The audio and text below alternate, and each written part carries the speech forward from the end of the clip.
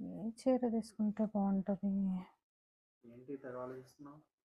ఏం లేదండి, అన్ని శారీస్ కూడా చాలా బాగున్నాయి. ఏ శారీ తీసుకోవాలా అని ఆలోచిస్తున్నా. మన కస్టమర్స్కి ఇచ్చే ముందు నేనే ఓ చీర తీసేసుకుందాం అనుకుంటున్నా.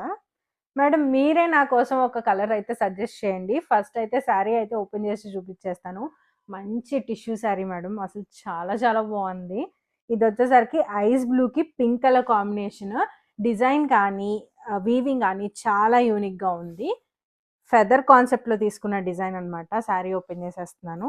ఈ శారీ చూడండి, శారీ బాడీ మొత్తం కూడా మనకి ఫెదర్ కాన్సెప్ట్లో వీవింగ్ అనేది ఉంటుంది. చాలా చాలా బాగుంది మేడం, వీవింగ్ డీటెయిలింగ్ కూడా.